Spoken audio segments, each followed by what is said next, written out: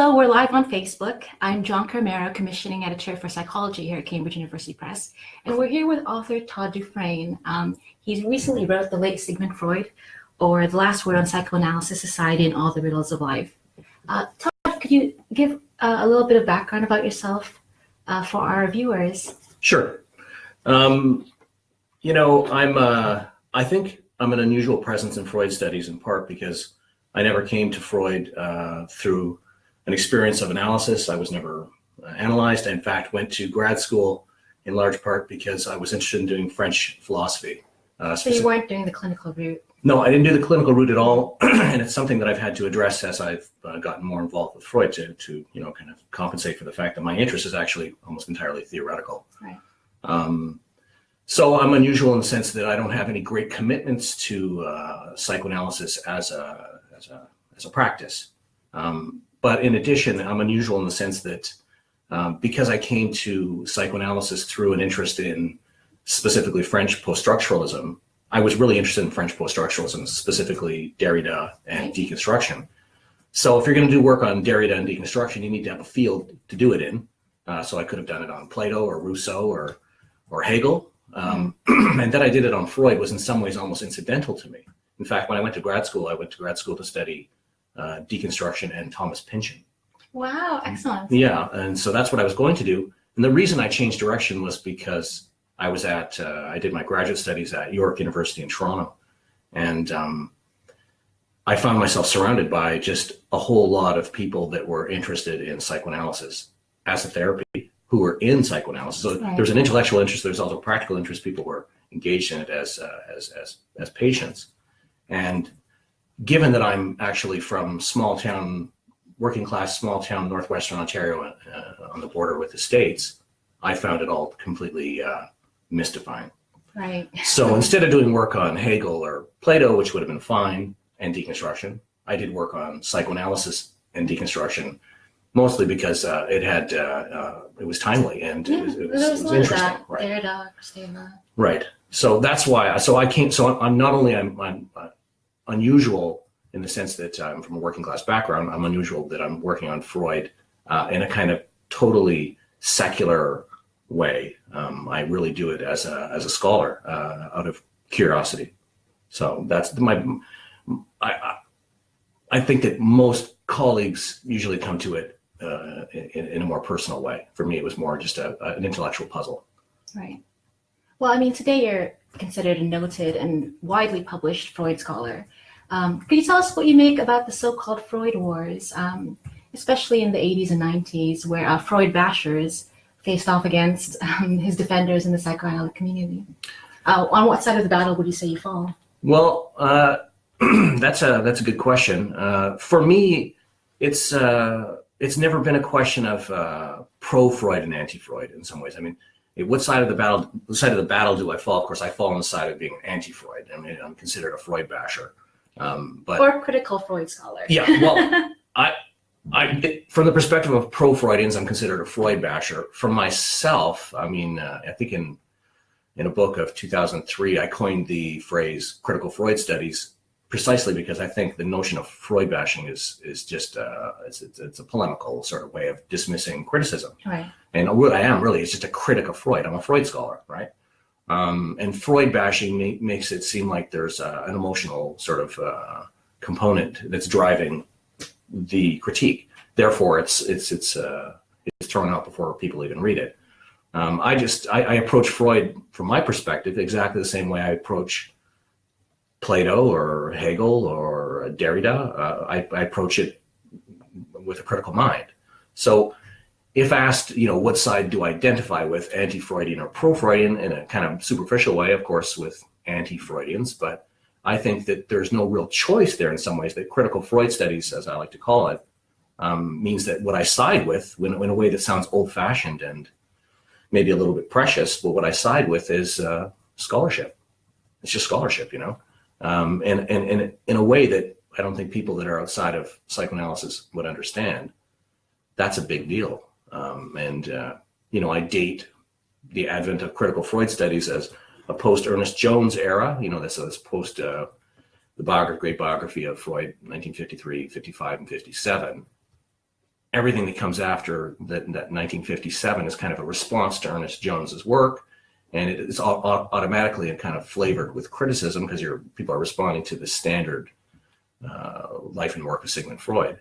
And so in some ways, critical Freud studies begins almost at that moment. Right. But so with people like, say, Frank Joffe and Henry Ellenberger, Paul Rosen, who I worked with, and then eventually with people like Frank Soloway. But I'd say that in some ways, what I'd call critical Freud studies begins in the 90s, probably, in my view, with Fred Kruz's demystification or debunking or whatever you want to call it in the two series two issues of the New York Review of Books. That was 1993, 1994. So I consider critical Freud studies as really, in some ways, just from my perspective, the professionalization of Freud studies as scholarship. And that tradition really begins post Ernest Jones, late 50s, but it really gets, I think, some sort of place on the bookshelf in the mid 90s. So it's kind of recent, which is kind of after the end of the Freud Wars, or at the tail end of the Freud Wars. So for me, the Freud Wars that you started with pretty much, in my opinion, end the moment Fred Kruse publishes those articles in the New York Review of Books. Question is, why would that matter? Well, it matters because the New York Review of Books was once a bastion of pro-Freudian dogma. So coming out with a criticism in the pages of the New York Review of Books is kind of like a coming out of Freud criticism. Right. It's a sea change, yeah, sure. But having said that, I wouldn't say that the anti-Freudians or the Freud bashers didn't win in some ways. The truth is, psychoanalysis went into decline not because of any great critiques of Fred Kruse or me. It's probably because psychopharmacology took a deep chunk out of the profession. Right. So in some ways, it's not like the Freud critics won at all. I don't think. Well, your previous book was called Killing Freud.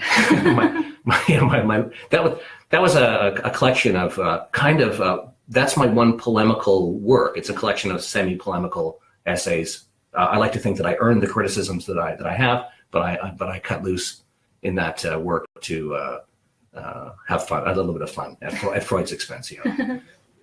So that's from 2003. Right. Well, that's in some ways that's not my typical work, Killing Freud. Although I think I've been branded with it because it's a sexy title, right? Cited, right? Yeah, and it did really well. It sold really well. It's probably my best-selling book, and it's been translated into another language, another couple languages. But in some ways, the solid work that I did as a grad student appeared as Tales from the Freudian Crypt from Stanford, and that book is just it's somewhere between philosophy and intellectual history. And in some ways, the book that I did for you is in that tradition. It's not really in the tradition of having fun. It's a serious work of intellectual history in a quite different way. Certainly, and it was unique because you chose to focus on his later period, Mm-hmm. notably Future of an Illusion, Moses and Monotheism, and Civilization and its Discontents.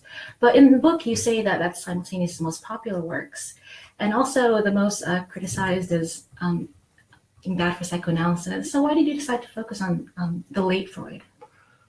Yeah, that's a really good question. There's a few different kind of answers to that.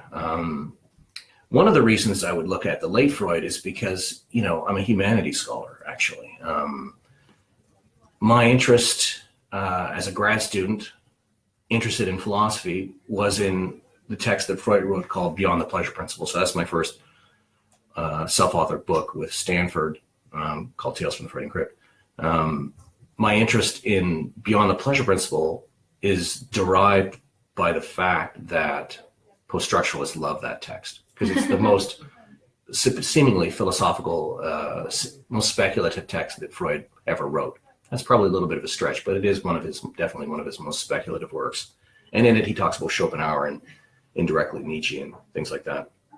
So my background really is with theory and really is with Beyond the Pleasure Principle. Right. Now, who cares, right? Well, I care because 1920 with Beyond the Pleasure Principle is the founding text of what becomes the late works. The late works are the cultural works, sometimes called the sociological Freud. Mm-hmm. I think that's a misnomer in some ways, but So my background really is theory, and the theory that I'm interested in is Freud's late theory of the death drive and the life drive, and that is the foundation of the cultural work. So, given that that's my background, the work that I did in Killing Freud, for example, was a slight detour wherein I kind of look, especially in the first chapter, at the early history of psychoanalysis, precisely because that's where almost all of Freud criticism has focused. Right. Yeah. So, I mean, it's a really weird situation where most Freud criticism focuses on the early Freud because that's, in some ways, the foundation. However, so I looked at it. I needed to know what's going on with my colleagues. And so that's what Killing Freud is in part a response, and especially in chapter 1. But my own personal interest is the later works like Future of Illusion, Civilization is Discontent. First of all, they're the ones that people read in high school and in college, right? These are the standard texts. These are the most famous texts of Freud.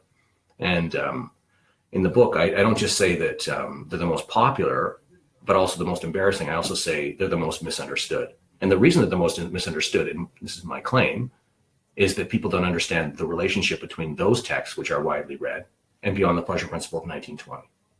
So looking at the early Freud, which is what most critics do, will help you, of course, understand the late Freud. Obviously, there's no question. But if the founding moment really is Beyond the Pleasure Principle. So in order to, the trajectory of my thought is such that I am totally interested in that late period, in principle. And the reason I looked at it is that it was a gap in my own knowledge in a certain way. I did the foundational text of that period, So Says Me, Beyond the Pleasure Principle, and to see how it works and how it plays out in the cultural works was something that I had not done. But in addition, I'd say there's a huge gap in the literature. I mean, it's absurdly under-theorized. It's amazing. I mean, the best works on the late Freud, I would say, were written by, for example, Philip Rieff and Susan Sontag. His wife actually, I think, wrote the book. It's his best book, by the way. It's called Freud, Mind of the Moralist. It's a great book. That's a book on the late Freud, really. Herbert Marcuse, Eros and Civilization, 1955. I don't think it's a great work of Freud criticism in some ways, but it does work on the cultural Freud, so to speak. Then after that, it's basically like Paul Ricoeur, Freud and Philosophy. And after that, there's nothing really significant. That's because everybody starts looking at the foundations of psychoanalysis and they turn their back on what is kind of, in a way, the bread and butter works of humanities scholarships or humanities and social sciences, which is the late Freud. So what is the late Freud and how does he come to these sometimes baffling, sometimes embarrassing conclusions, as in, for example, Moses and monotheism? I try to, in this book, this latest book with Cambridge, really explore what it means. And I did this really in some ways for myself, because there were certain puzzles involved with that work, but also to fill in this gap in the literature. So it was one and the same, right? Right. And what will the readers learn from the later works? Yeah. Well, according to me, I think that my view is this, that Freud, we'll back up for a second. In some ways, the late Freud works are looked at as kind of as an extravagance on Freud's part. He didn't have to do a critique of religion and the future of illusion. He didn't have to do a critique of society. He didn't have to play the role of, philosopher/sociologist. And certainly Moses and monotheism, when he does an analysis of the origins of Judaism, he didn't have to do that either. In fact, that's probably one of the most seemingly embarrassing texts of Freud's work, although I think it's completely consistent with everything he wrote before that. So the question, it seemed like what he did in his late work was kind of like, just a bonus, just extra. You don't have to look at it. It's of no great consequence. But in my view, what I do is something that, in fact, hardly anybody ever really does, is I just take Freud seriously. I read his work. I follow him along. His late work are his final works. And so the subtitle I have there it's not entirely tongue-in-cheek. These are Freud's the last word on psychoanalysis is not just mine. This is my last word on psychoanalysis. It's Freud's. These are his last words on psychoanalysis. And what's interesting, he says this is what psychoanalysis is as he's talking about religion and society. Right. Well, that's really important. It's only not important if you think that Freud's own view of what he was doing is not important. Well, I think it's important. And if you just follow what he says, it reveals a quite different picture than what we have of Freud. One of the reasons is that people don't read the late Freud. Not really. They don't read it as scholars. And they certainly don't believe what Freud says, or they'll say he didn't really mean what he said. I simply say he meant what he said. He meant what he said. And he meant it in this very last work, Moses and Monotheism, which is this work that embarrasses people. But it's absolutely, in my view, not like some break with the past. Doesn't it make more sense to say it's not a break, and it's in fact the realization of his entire life work, his vision? And that's my position. My position is the late works are Freud's commentary on psychoanalysis by Freud. We don't need to do anything to add to that except for simply reveal what he has to say. Right. So as a critic, it's easy for me to do that and still be a critic, because what Freud says is so sometimes shocking. If you just, that he meant what he said. If he meant what he said, this is how it works. This is the logic behind what he said. It's absolutely coherent, but the conclusions are, to the minds of most people, surprising and possibly absurd. Well, I'm not saying these absurd conclusions. These are Freud's conclusions, and he insisted upon them. For example, his belief in Lamarckian inheritance of acquired characteristics, and as shot through with Haeckel's notion of recapitulation. These are Freud's beliefs. The problem with my humanities colleagues and social science colleagues is that they don't care that Freud had these beliefs. But these are Freud's beliefs. Well, I say the opposite view. I don't care what their views are. They can make Freud into anything they want, but this is what Freud believed. And when you pay attention to it, you find that it's really, really deeply interesting. I don't have to be a critic. I don't have to say he's wrong for these reasons. It's not a question about being wrong. This is what Freud says, and isn't that interesting? And so I'm trying to reveal a Freud. I'm trying to get back to Freud in some ways. Well, one of the things I particularly enjoyed about the book was that you combined that close reading, textual analysis of his works with biography and history as well. Is it because with Freud you can't separate the theory and the man? Yeah, that's a good question. Yes. In some ways, this is I discuss this, I think, in the preface. This is like a big deal kind of question, right? Because one can draw a line as to where one thinks where one should stop. One can look at just Freud's works. So I've known people that are like dogmatically attached. These are the published words of Freud, and then one can be a little bit more broader and say, well, these are the published texts of words of Freud, but these are the unpublished texts that he had, or these are the failed project. And then you can go to extend that and say, well, these are also the letters he wrote about those works. For me, there is no end to that text. So, some people will say, well, it's naive to look at biographical details, or, to look at the work of Paul Rosen, who was a mentor of mine for a little while. I'll say, well, that work's kind of naive and positivistic and blah, blah, blah. But in some ways, unless you think Freud is some sort of omnipotent being working in a brain in a vat sort of situation, you don't understand psychoanalysis at all unless you understand that when he's writing this book, he's responding to this person. Right. When he's writing this book, if you don't understand that, so yes, you can read Beyond the Pleasure Principle, sure. You can read it, you can try to understand it, given the words that he said, the words he uses. But in a way, if you don't know that he's writing this in the wake of, for example, a failed project with Ferenczi on Lamarck. They want to do a project on Lamarck together called Psychoanalysis and Lamarck.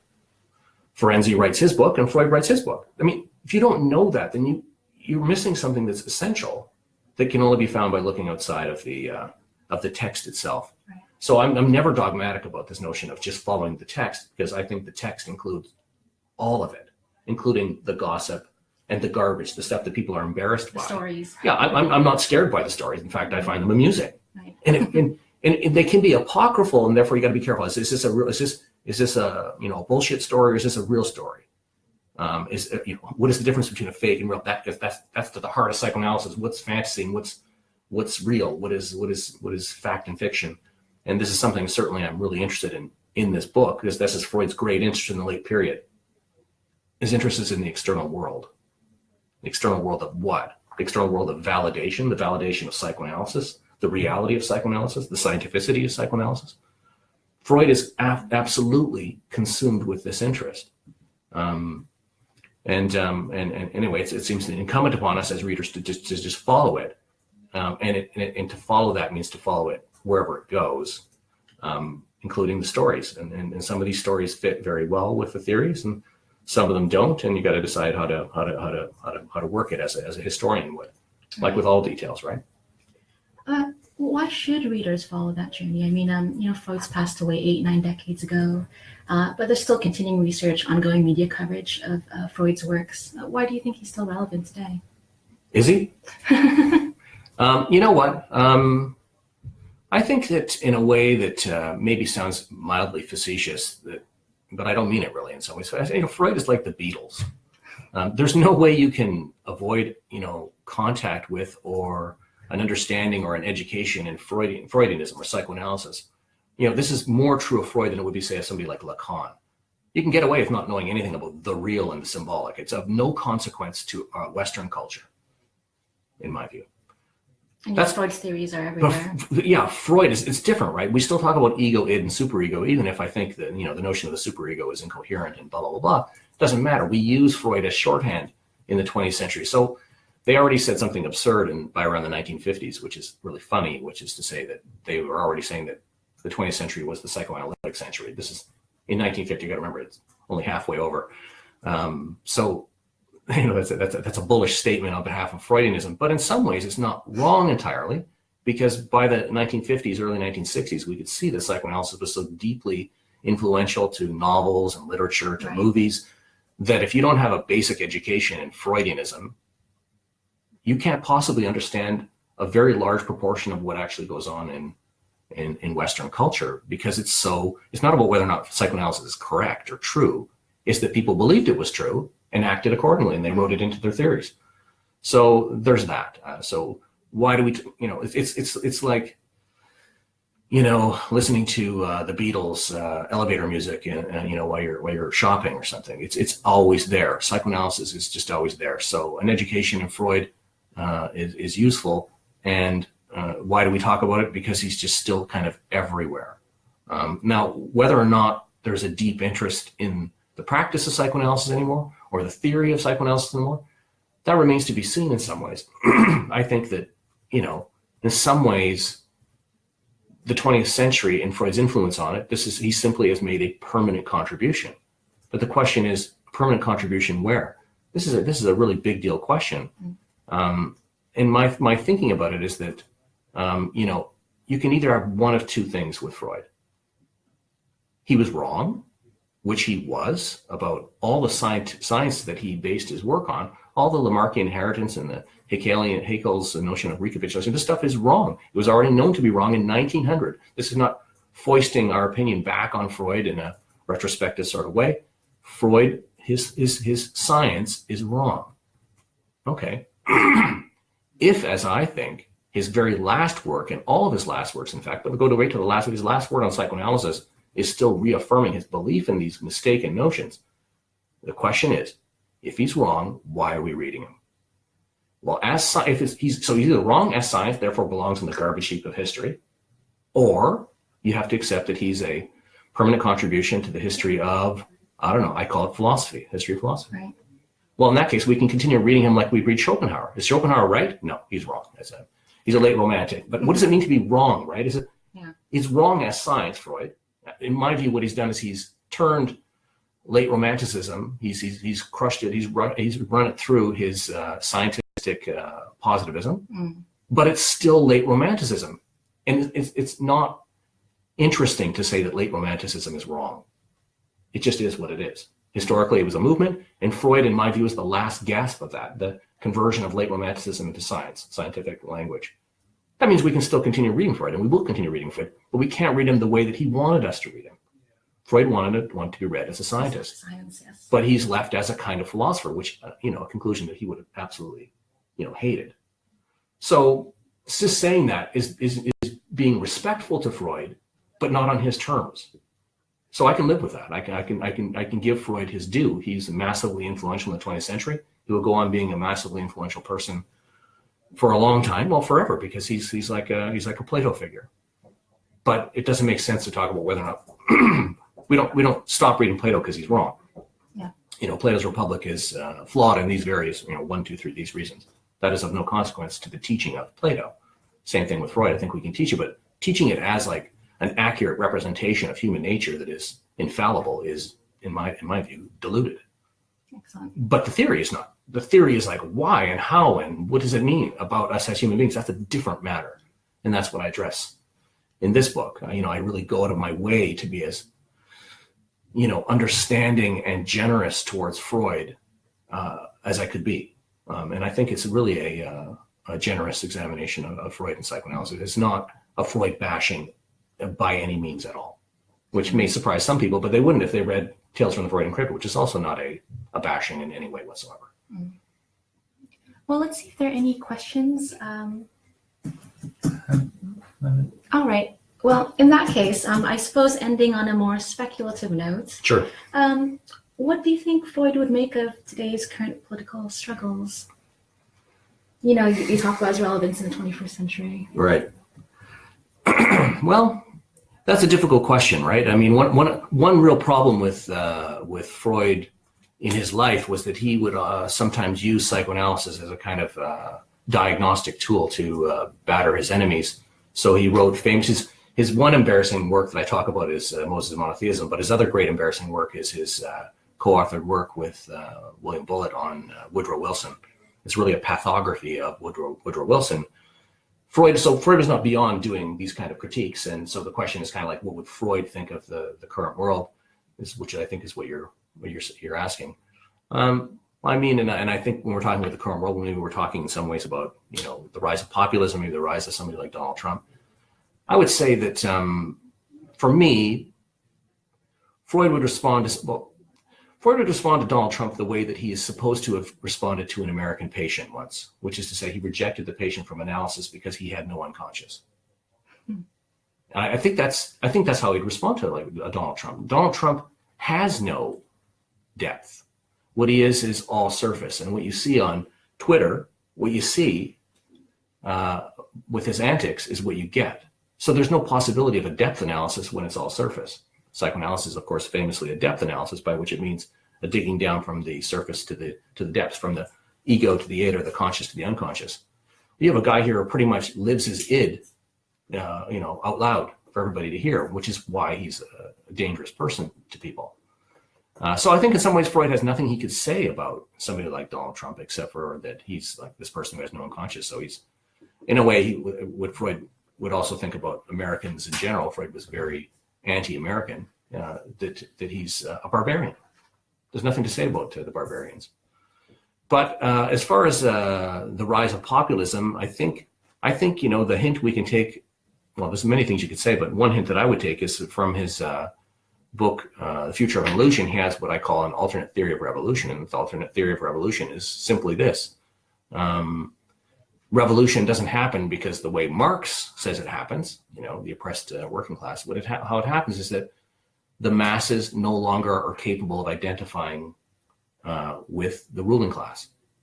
And this is because the ruling class is no longer able to maintain the slave in their slavery, so to speak.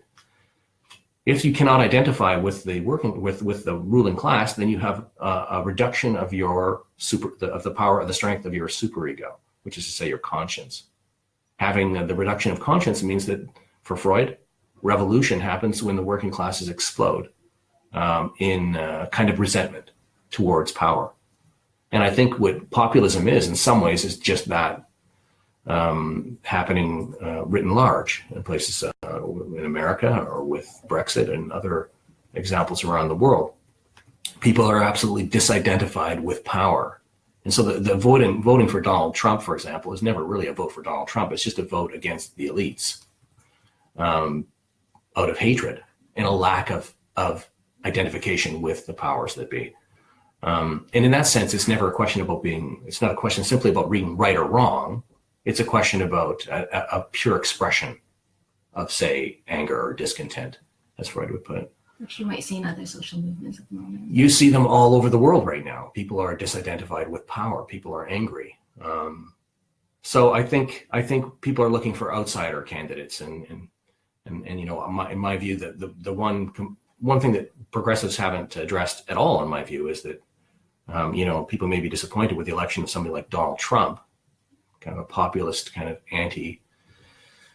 seemingly anti-liberal movement, but I don't think of it as anti-liberal at all. It's simply a rejection of power, and we need to remember that when Barack Obama was elected, it was actually in some ways a precursor to that.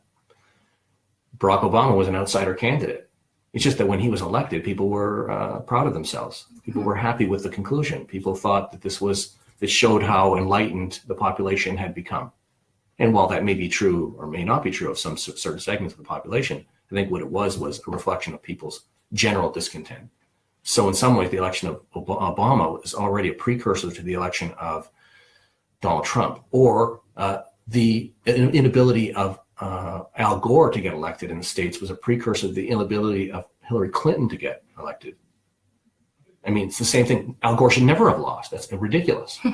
This is already, people are not interested in establishment candidates. And I think Freud has a way of explaining that is mildly convincing. People are disidentified with power, and the response is an explosion. The explosion is beyond reason. This is not about reason at all. This is about absolute fury or at least at the minimal level, discontent, such that even people from, that are in the middle class or the upper middle classes can actually sympathize and understand why these people are angry. Mm. So that says something about the world we're living in today, it seems to me. Fascinating. So could you tell our readers the biggest takeaway from the new book? Yeah, the biggest takeaway, I think, is that, in my view, the late works of Freud, which happened after 1920, from 1920 to 1939, are Freud's own assessment of the value and future of psychoanalysis.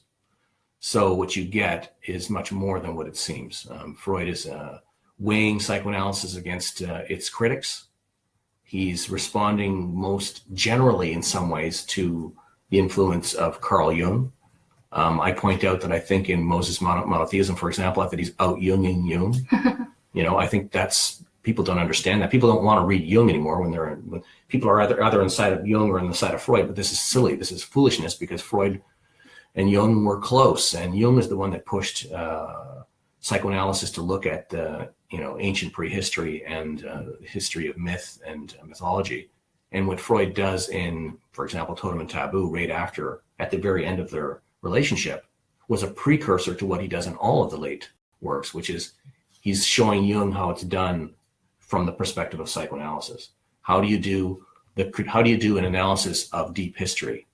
You do an analysis of deep history by having special access, and that special access is afforded by Lamarckian and inheritance of acquired characteristics and recapitulation, views that Jung himself had, but that Freud absolutely co-opted and used for psychoanalytic conclusions. So in some ways, Freud is not just, people often think that, Freud is doing work on individual psychology, but the late works are about collective or group psychology, right? Beyond the Pleasure Principle in 1920 is followed by a work called Group Psychology and the Analysis of the Ego, which is 1921, and he wrote them at the same time. They overlap. And I consider them flip sides of the same. One's about hate, simply put, Beyond the Pleasure Principle, and one's about love. And once you understand that, the two founding really works of them are Beyond the Pleasure Principle and Group Psychology and the Analysis of the Ego. So all of his work on ego, which is not about the external world, is really caught up with the previous text, which is Beyond the Pleasure Principle, which is about death for Freud. And you can see the gloomy late romantic in him. And what he does is when he twigs to this notion of death and the death drive, it is very much, I think, under the shadow or under the influence of somebody like Carl Jung. And it's on the basis of these late romantic ideas that he does an analysis not just of individual psychology, but of collective group psychology. And that is also prehistorical. And what's amazing is that it means that if we are determined by a deep history like that, the possibility for escaping one's own messed up present, one's neuroses, becomes very problematical. So, of course, in 1937, he writes, analysis terminable and interminable. Psychoanalysis is interminable. Of course it is, because It can't possibly undo the impacts of deep evolution, which he believes.